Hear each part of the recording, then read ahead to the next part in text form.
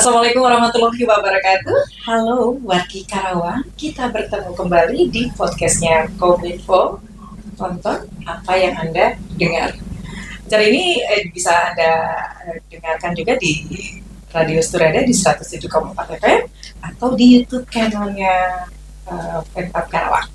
Selamat siang hari ini saya Garyanti sudah kedatangan tamu spesial yang luar biasa hari ini, di mana siang hari ini kita akan membahas tentang strategi pemasaran dan pengelolaan untuk mewujudkan visi pasar proklamasi sebagai pasar unggulan di Kabupaten Karawang.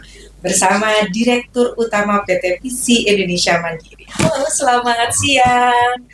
Bapak, agak susah nih manggilnya ya. Gregorius atau Samuel aja. Nah, tadi aku dapat bocoran, panggil aja nama manjanya Pak Yance.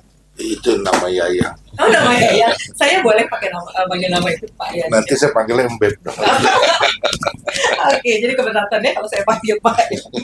Baik, Direktur Utama PT Visi Indonesia Mandiri tidak sendiri, kali ini juga dari Disperindak sudah hadir Pak Kabit, Pak Burhanuddin.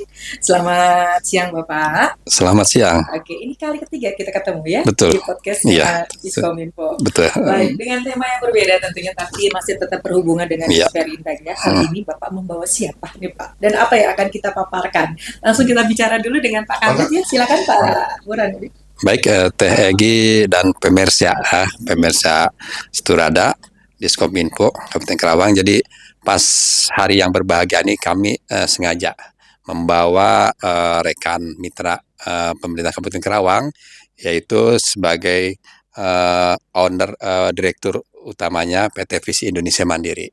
Jadi kami ingin sampaikan juga bahwa Visi Indonesia Mandiri adalah mitra kerja kami untuk mengolah pasar proklamasi. Dan lagi-lagi kami saat ini sedang membahas pasar proklamasi untuk kedepannya bagaimana. Jadi saya sengaja ingin mengeksplor ya sejauh mana apa itu pasar proklamasi. Awalnya yang jelas kami ingin memberikan pelayanan terbaik buat masyarakat Pasar Dengklok. Masyarakat Pasar Dengklok yang awalnya hanya pasar yang sederhana, yang kumuh dan sebagainya, kita ingin pindah ke pasar yang lebih baik. Alhamdulillah berkat kerjasama ini sudah terwujud, Mbak Egy ya, pasar proklamasi yang ada di Rengas Dengklok.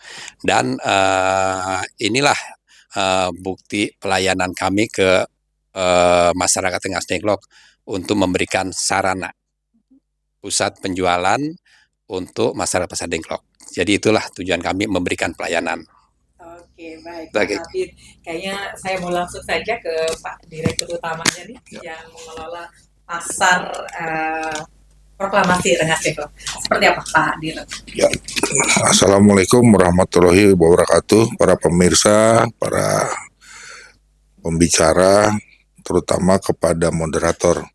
Salam kenal, saya Gregorius Samuel, mungkin lebih akrab dipanggilnya Yance. Sebagai pengelola pasar proklamasi, ya mungkin diawali dengan apa yang bisa kami jelaskan tentang pasar proklamasi dulu ya. Pasar ini dibangun atas dasar konsep kerjasama bangun guna serah atau build on transfer. Dan konsep dan perjanjian kerjasama ini berlangsung hingga selama 20 dan ada opsi penambahan 5 tahun.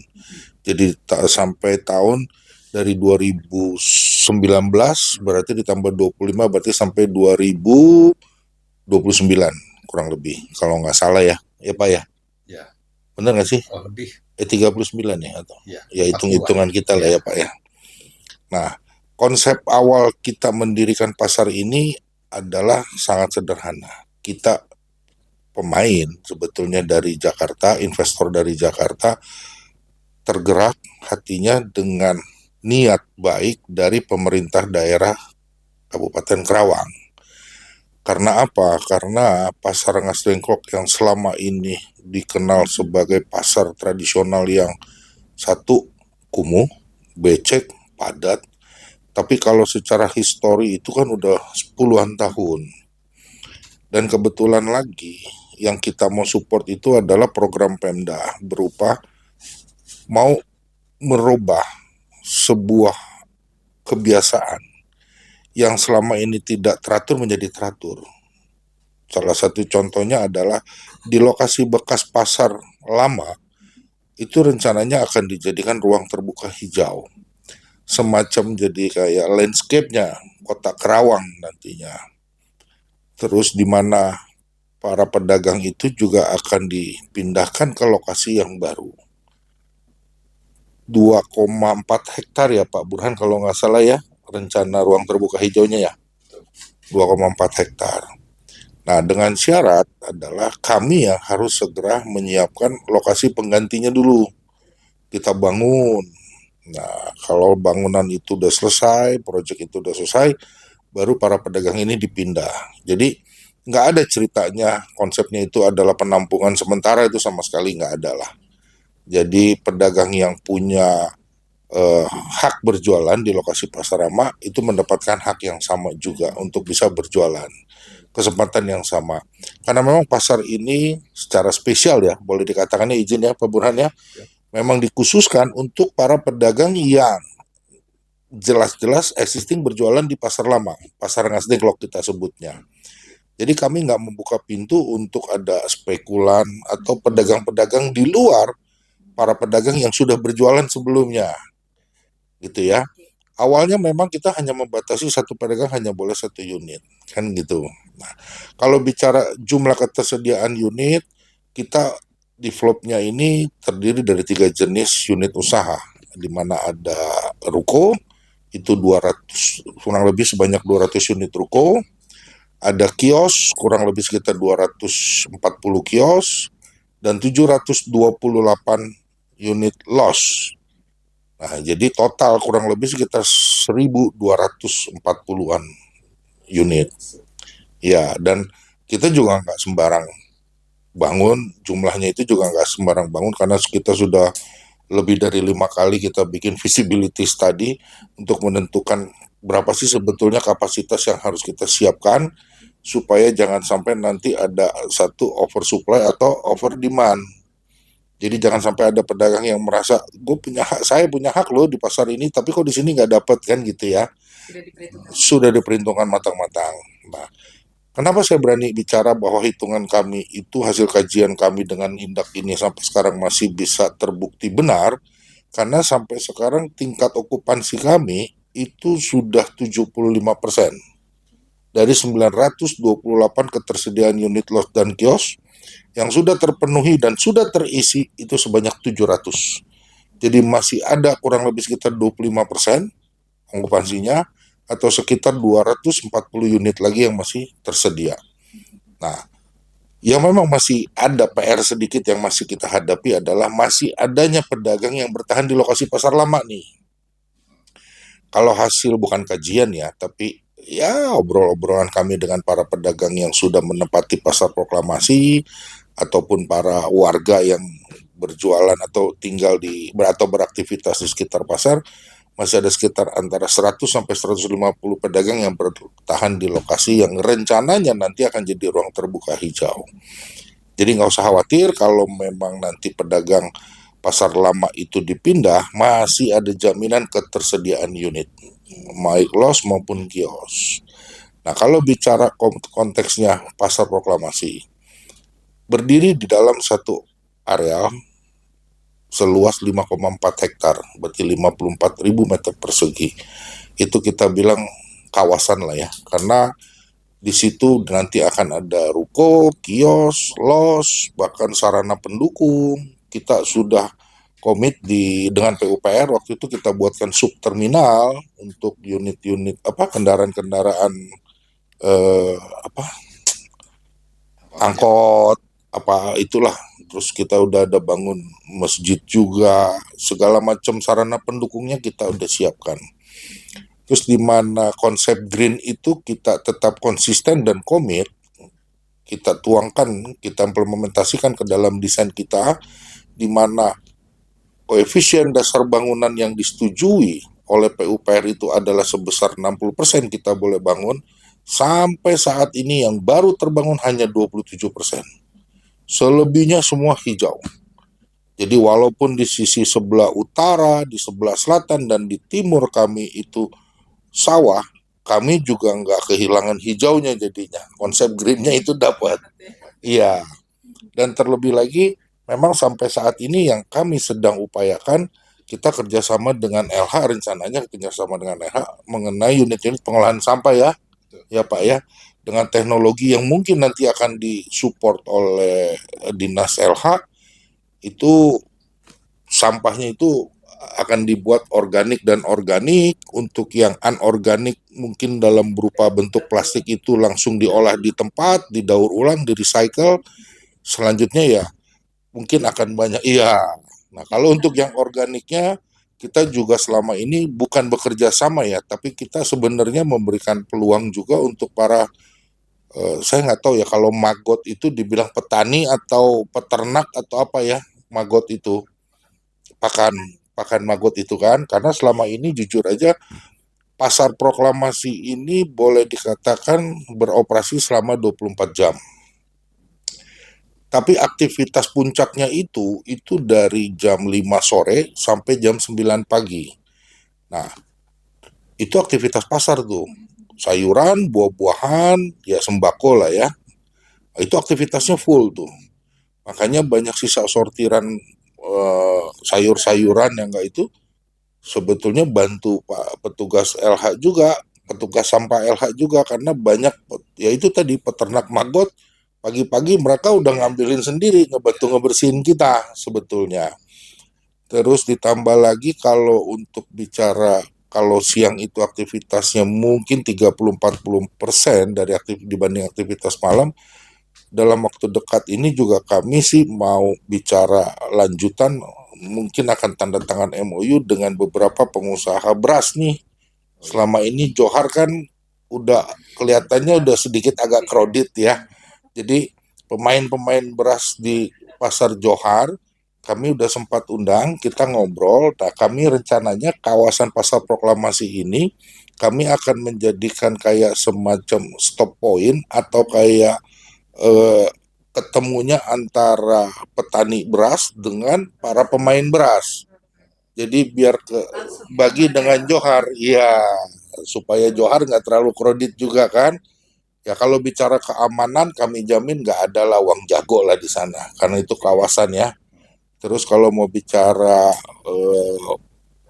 aktivitas lalu lintas, saya pikir itu nggak akan mengganggu karena kita masuk ke dalam. Ya, jadi nggak akan menimbulkan kemacetan lah.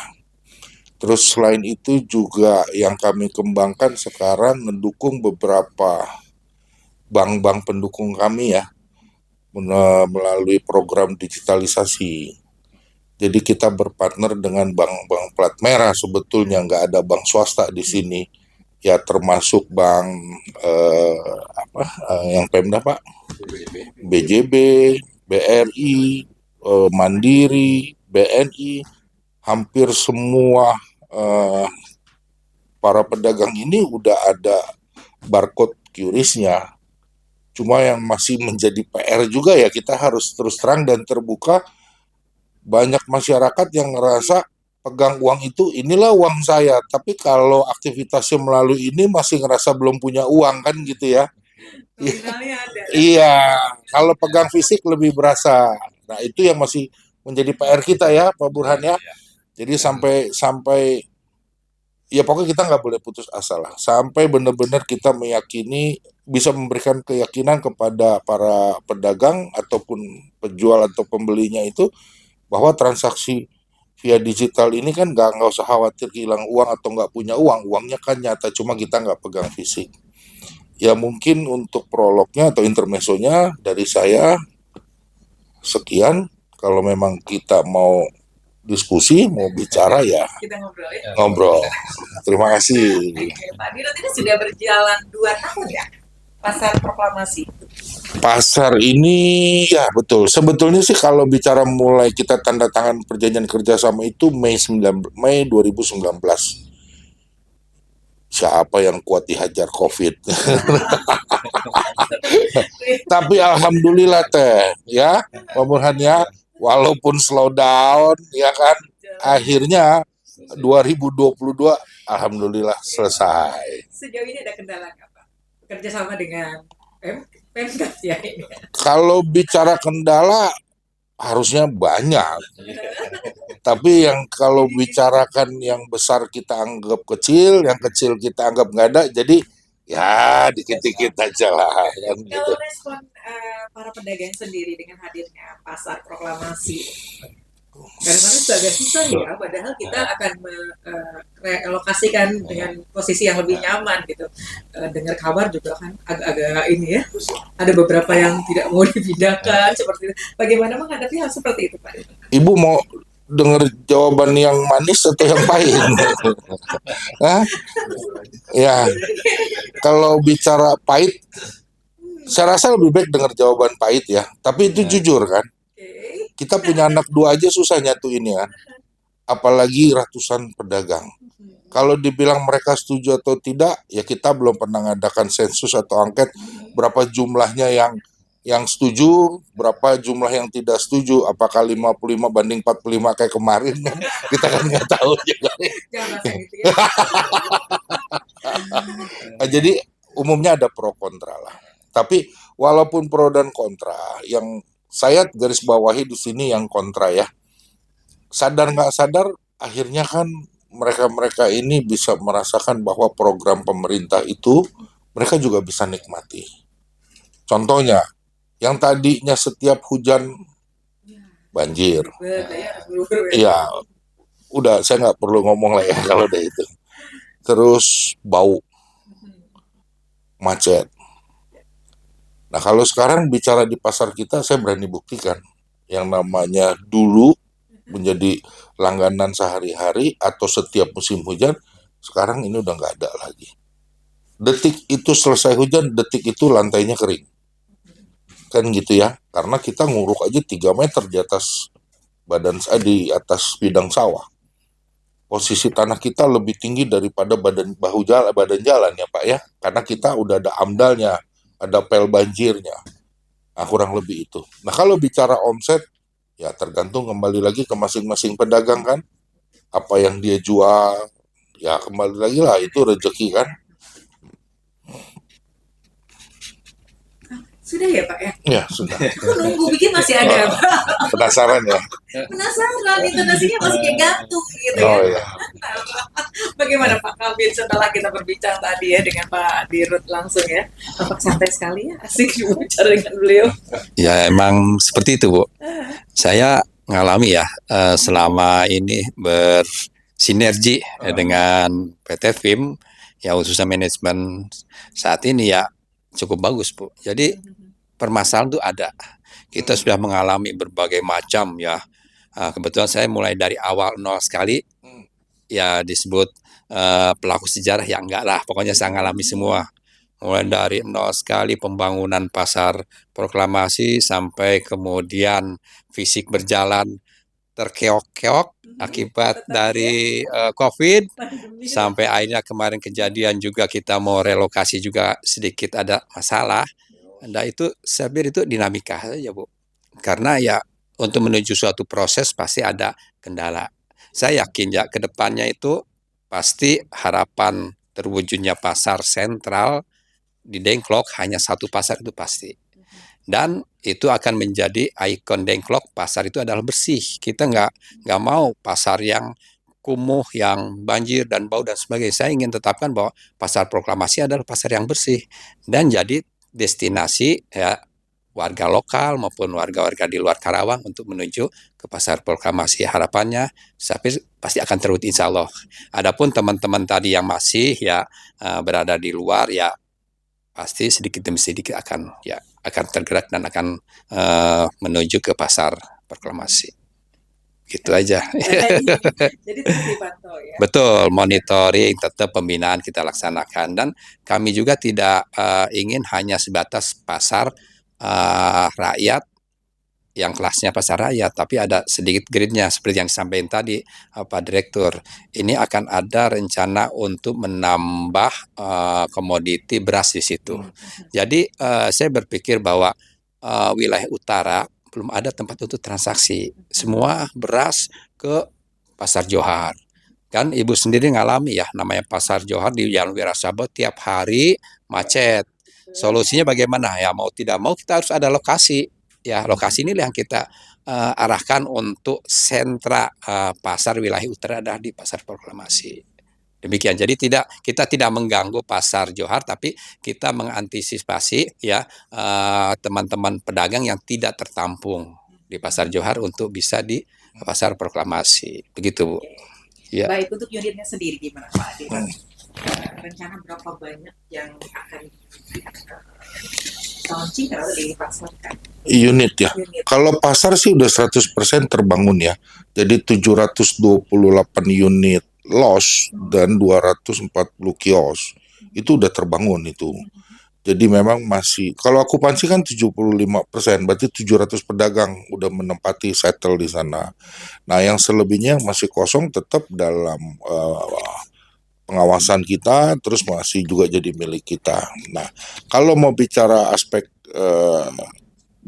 mau bicara rencana ke depan, apalagi yang kita masih belum bangun. Kesatu, kita juga punya strategi kalau sampai pasar kita 928 unit ini sold out habis, kita juga sudah siapkan lagi 184 unit los yang akan kita siap bangun. Tapi ini harus 100% terpenuh dulu. Jadi jangan sampai nanti ada kesannya oversupply. Kami paling nggak mau itu pasar itu nanti udah nggak judulnya bukan pasar proklamasi, malah nanti jadi pasar hantu karena lebih banyak yang kosongnya kan gitu ya.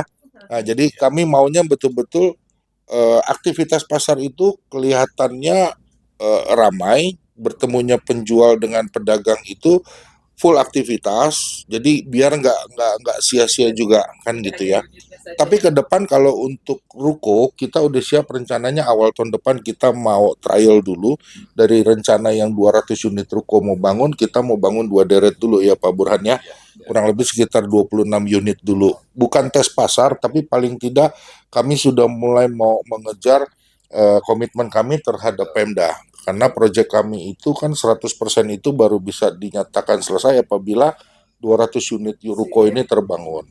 Dan mengenai legalitas saya tambahkan di sini, nggak usah khawatir untuk kepada para pedagang yang berjualan di Pasar Proklamasi, sudah terbit sertifikat hak guna bangunan di atas HPL itu per masing-masing unit. Jadi walaupun kios hanya ukuran 2x2, itu sudah terbit sertifikat HGB-nya. Karena mereka butuh itu. Butuh itu. Dan ada jaminan buat mereka bahwa berjualan di situ itu nggak akan pernah bisa digusur lagi karena ada pengakuan hak kan. Nah, itu yang paling penting. Nah, kalau untuk cerita legalitas ini mungkin Pasar Proklamasi boleh sedikit nyombong ya Teh ya. Boleh dibanding dengan pasar BOT di Kerawang lah. Ya, beliau nggak akan jawab nantinya. Gitu. Saya juga kebayang ketika berbicara dengan beliau ya sudah, walaupun saya belum sampai ke posisi ke sana. Ya, sudah terbayang dari gambaran, sudah ada gambaran. Oke Bapak, untuk strategi perwujudan pasar unggulan sendiri seperti apa sih? Ya kalau bicara strategi pasar unggulan ya jujur aja kan kami boleh dikatakan sebagai developer dan juga sebagai pengelola ya. Boleh nggak kami bicarakan yang kami jual itu adalah produk dan jasa, ya kan? Kalau bicara produk, keunggulan bangunan kami, coba paku tembok bangunan kami. Wah, patah pakunya kan gitu ya, kecuali di bor. Itu barang dagangan, jadi produk kami ya. Terus kalau mau bicara kita jual jasa, yang namanya kebersihan, keamanan, ketertiban, itu udah fasilitas yang memang kami nomor satukan untuk para pedagang kan gitu. Nah kalau untuk cerita nantinya kelengkapan seperti di awal saya sudah sampaikan yang tadinya masih kurang poin sentra beras itu lambat laun ini yang kami lagi upayakan. Kalau bicara jenis-jenis produk unggulan rasanya sih kalau sayuran sih kita di Pasar Proklamasi cukup bagus ya Pak ya, cukup lengkap ya. Harganya juga murah karena mengakomodir 7 kecamatan di sekitar kecamatan Rengas Dengklok termasuk sampai ke Bekasi. Jembatan itu. Kurang lebih itu. Kalau bicara strategi rasanya sih kita nggak ada strategi khusus, kita hanya selalu berupaya menganggap kami belum sempurna. Jadi setiap hari itu kami selalu berusaha menyempurnakan apa yang sudah kami berikan. Perbaikan. Itu aja sih. harapan Bapak sendiri bergabung dengan kami di Pemkab Karawang? Ya paling enggak kita masih harus ada 21 tahun lagi nih. Ini jangka panjang ya gitu ya? Udah ijab kabul kami kan dari 2019. Iya, kita udah ijab kabul, udah tanda tangan kan. udah ada maharnya juga. Makanya itu kurang lebihnya. Pak Kabid, seperti apa nih Pak Kabid mengawal terus ya, tentunya dari penandatangan awal hingga saat ini. Respon masyarakat menurut pandangan Pak Kabid sendiri seperti apa dengan hadirnya pasar proklamasi di Rengas Dengklok? Ya tadi seperti disampaikan namanya respon ya, kembali ada pro kontra, udah biasa ya. Ya kami mah tujuan kami, niat kami sih tulus ikhlas, kita ingin menyediakan tempat berjualan yang layak bagi para pedagang. Itu poinnya. Masalah yang kontra-kontra ya saya yakin pasti ada, dan itu sedikit demi sedikit mereka sadar. Dan ternyata terbukti juga ya, di lapangan tuh saya udah ketemu teman-teman pedagang di lapangan, ternyata mereka merasa puas juga. Awalnya mereka cukup susah ya, menentang, dan mereka ternyata setelah menempati, mereka cukup puas. Dan mereka mengharapkan juga sok teman-teman yang di luaran masuk juga dong ke pasar biar rame. Kalau rame kan di situ enak, Bu. Jadi ya tadi mungkin kata Pak Direktur 24 jam, ya mungkin akan lebih rame lagi nanti, meskipun 24 jam tapi akan lebih rame lagi, siangnya pun akan lebih rame. Jadi ya kalau respon ya Sapir bagus, Bu ya. Dan dari pihak lingkungan pun sangat mendukung ya. Kami melihat tuh ya cukup dukungan dari masyarakat berupa tadi berbagai macam kegiatan ya yang diselenggarakan oleh PT FIM. Mereka antusias untuk mengikuti. Ada kegiatan perlombaan, ada kegiatan rencana malah sepak bola ya dulu di ruangan. Iya, mereka mendukung, dan saya pun antusias, malah saya juga berkolaborasi dengan Disparbud. Ada asosiasi? Ada asosiasinya, ada. Malah kita ingin jadikan semacam event rutin lah kalau ada Parbud menyelenggarakan kegiatan di lokasi pasar proklamasi. Begitu. Tapi tadi ngelihat unit yang sudah terjual dengan waktu yang tidak terlalu lama ya Pak Direktur, itu termasuk respon masyarakat baik ya, dengan hadirnya pasar proklamasi. Saya boleh tahu syarat apa saja sih untuk memiliki unit dari pasar proklamasi ini? Ya. Kalau dari awal, dari pertama sekali itu satu ya bukti KTP, KK, dan yang paling penting adalah SIM-B. SIM-B itu surat izin menempati bangunan, tapi tercatat di pasar lama ya Pak waktu itu ya. Nah buktinya hanya itu. Tapi kalau orang yang nggak punya SIM-B, di awal sekali itu kita nggak pernah kasih fasilitas dan kita nggak pernah layani karena kami nggak mau ini menjadi bahan spekulasi. Jadi jangan sampai ada orang yang merasa punya uang, dia beli, dia borong sederet, nanti dijual lagi. Ah itu paling nggak boleh. Nggak ada, nggak. Iya itu pasti kalau orang lama. Jadi sampai saat ini saya berani nyatakan 100% belum ada yang namanya secondary market. Jadi karena barang ini bukan barang spekulasi, jadi memang khusus para yang menempati itu adalah para pedagang yang dulunya existing berjualan di pasar lama. Itu saya berani jamin itu. Tidak ada bahasa mengusir mereka? Nggak ada. Kurang lebih itu. Karena memang dipantau juga nih sama Disperindak, salah satunya itu juga ya. Iya kan udah jadi muhrim, aduh pengawasannya harus bareng dong. Pak Dirut, untuk konsep unit sendiri seperti apa sih Pemda terjun langsung atau memantau langsung? LH khususnya sih memang memantau langsung ya. Jadi gini, air limbah kami ini sekali lagi memang bukan limbah B3. Boleh dikategorikan limbah rumah tangga lah. Karena paling banyak juga limbahnya limbah pemain ikan. Dan kebetulan areal pasar kita itu seluas 1,2 hektar yang terdiri dari 9 unit los dan kios itu kita bagi dengan beberapa zonasi. Jadi ada zonasi kering, zonasi basah. Nah, paling yang kotor itu yang paling banyak main air kan ikan basah kan, sama gilingan bakso. Jadi rupanya pasar kita ini termasuk dikategorikan pasar yang cukup lengkap. Jadi kalau misalnya Teteh datang ke sana, Teteh pengusaha bakso nih, Teteh tinggal datang ke sana beli daging yang mau berapa puluh kilo, itu suplainya ada. Pulang bisa jadi bakso itu langsung. Kurang lebih gitu. Jadi beli dagingnya, beli bumbunya, gilingnya, pulang udah jadi dalam bentuk bakso. Kurang lebih gambarnya seperti itu. Jadi limbahnya itu kita juga nggak langsung alirkan ke sawah. Jadi kita bikin pakai ipal, jadi pakai pengolahan, pakai biotank lah, kurang lebih seperti itu. Biasa ya sudah semuanya. Ya, nah kalau kayak sekarang bicara konsep green, ya kembali lagi saya bilang koefisien dasar bangunan kami masih ada sisa 63% karena kami baru bangun 27%. Dan cita-cita kami nanti di depan site plan kami, di depan ruko kami itu, saya kebetulan pencinta tanaman, saya hobi tanaman ya. Jadi saya udah mulai tanami jenis satu tanaman, namanya pamelo. Pamelo itu nanti kalau itu Teteh coba googling aja ya. Itu persis seperti jeruk Bali, tapi varietasnya beda. Jadi persis sama seperti jeruk Bali, tapi rasanya manisnya luar biasa.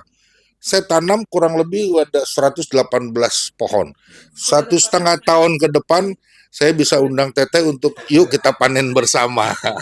Kan kurang lebih gitu ya. Itu komoditas baru yang saya bawa dari kaki Gunung Muria di dekat Kudus sana. Saya bawa ke sini. Dengan cuaca Karawang. Jenis pohon itu. Tergantung siapa yang merawat kan gitu ya. Iya, yang paling penting kasih kan gitu ya. Iya. Senang sekali sore hari ini siang hari ini bisa bertemu Pak Dirut untuk berbincang. Saya jadi pengen ke sana Pak Kapit ya. Apalagi tadi ada janji 1,5 tahun kita sudah bisa. Boleh. Baik, selamat datang di Karawang. Semoga Karawang menjadi salah satu kota yang mengena di hati Pak Direktur. Setelah pergi pulang ke Karawang setiap hari PP. Setiap hari 180 kilo saya jalan. Karangas Dengklok loh. Bukan Karawang. Masuk lagi ya. Karangas Dengklok. Sudah dinikmati. Sudah.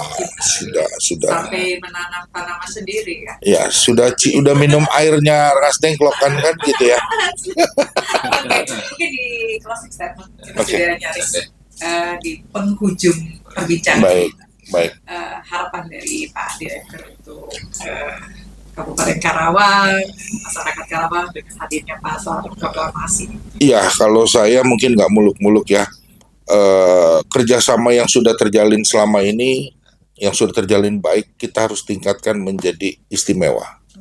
Ya, jadi jangan cerita dukanya, tapi kita harus ngeliat ke depan itu cerita sukanya, kan gitu ya. Yang namanya kekurangan pasti ada. Contoh salah satu misalnya kita harus saling berkolaborasi, bersinergi, saling support tentang rencana atau kewajiban Pemda tentang membuat taman itu rencana ruang terbuka hijau di lokasi pasar lama sampai sekarang itu belum terwujud. Nah kami sebagai partner, sebagai kolaborasinya dari Pemda itu sudah menyiapkan tempat apabila Pemda mau mengeksekusi, mau melanjutkan proyek ruang terbuka hijaunya, kami dengan tangan terbuka dan sangat-sangat siap untuk bisa menerima para pedagang itu. Kan gitu ya. Ya tentu juga kita anggap kami sebagai anak kecil di mata Pemda yang masih butuh tuntunan, bimbingan, dan kita juga nggak mungkin bisa jalan sendiri. Jangan nanti, ya kami berharap jangan sampai ganti pejabat, ganti aturan, kami puyeng lagi kan gitu ya. Nah, mungkin konsistensi dan komitmennya kita harus jaga terus itu. Ya mungkin itu aja sih kalau dari kami. Pak Direktur, terima kasih sudah hadir sore hari. Pak Kapit menambahkan di penghujung perjumpaan kita.